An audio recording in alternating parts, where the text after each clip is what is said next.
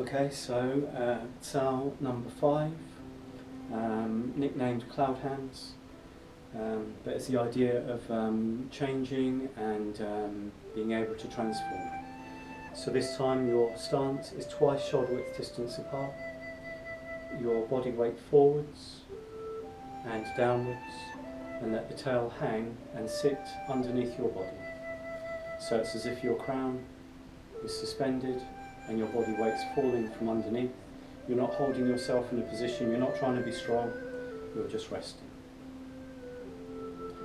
So, as if to carry a ball, with the upper arm resting lazily on top, transport over to one side, go around the ball, then to the other side, around the ball, cross again, and around, across, and around.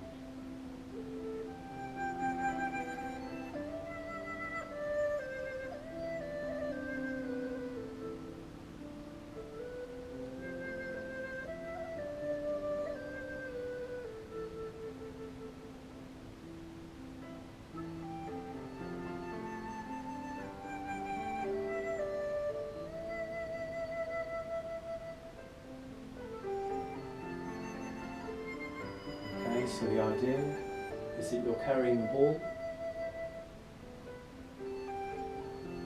and try to surround the ball with your arms. But further than that, your body is also involved, so feel the surface of the ball on your torso, through your shoulders, the elbows, the wrists, the fingers, and then further than that, into your back, across the shoulder blades, down through your spine. And it's like you're surrounding the ball rather than just holding it. So you're surrounding the ball.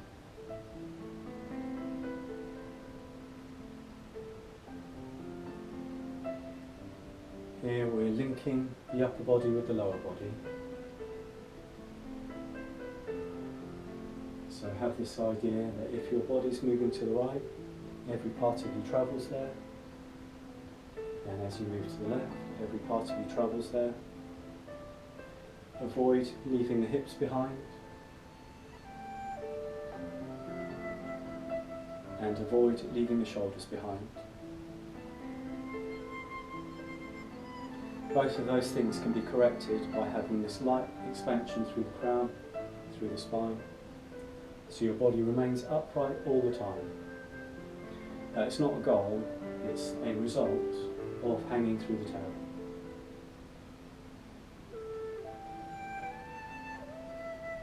As you transition, feel that your arm caresses the edge of the balloon or the ball. The other hand is rolling around and then resting on top. Common mistakes: lifting the shoulders, carrying both arms, and pushing or dragging. Be as neutral as possible and do none of those things. So you're looking to undo any micro tensions in the body. You're falling, relaxing, turning.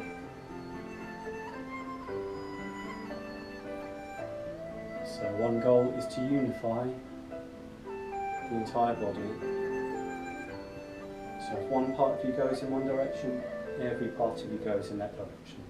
Nothing's left behind. A real hardship is the tail. As we move, we tend to push the tail backwards. So therefore only the upper body is in motion. But instead, rest, sit down, and the feeling that you could continue for a long time without any stress on your spine. If you feel your back aches or your shoulders ache, this is usually the problem. So you're remaining in a seated sensation.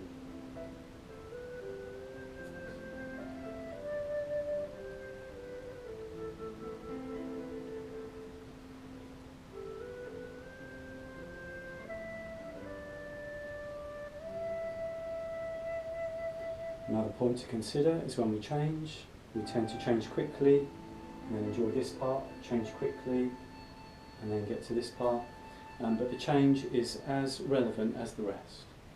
So in particular, shoulders tend to pull back, but instead you're travelling through your hips, although it appears as though it's through your arms. So as in the earlier exercise, your elbow and your hip connect together, your hip moves and gives space for your elbow to follow.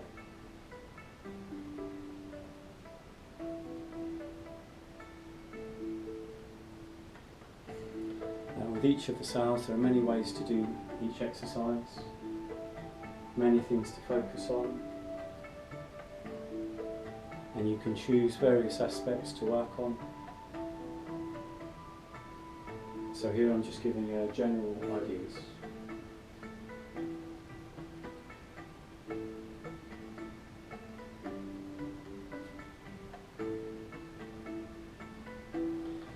So as you continue, the lower hand is yang.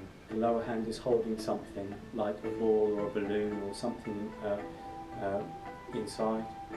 The other hand is resting lazily on top. The temptation is to have both hands yang, both hands doing something. Instead, the lower hand is doing something, the upper arm is resting on top. So this is the lazy one, this is the one that's working hard. So one side is yang, supporting, the other one is being supported.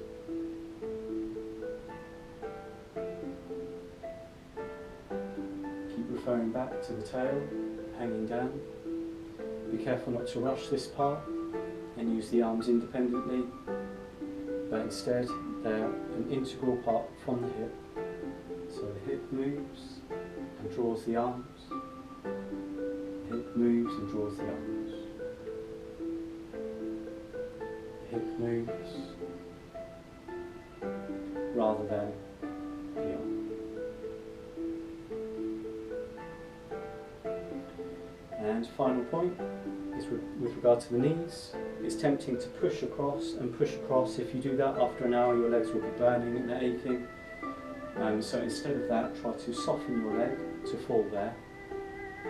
And again, soften the leg in order to fall there. So effectively you're not working to push, you're resting at each stage. So that will help to avoid this collapsing with the knee. So we want this idea that your feet are resting on the ground. They're never really pushing, but just resting there by keeping this inflation, this bridge through the quad. So keeping this roundness through your legs. The tail hangs, the crown is light. You're surrounding a ball which connects all the body together.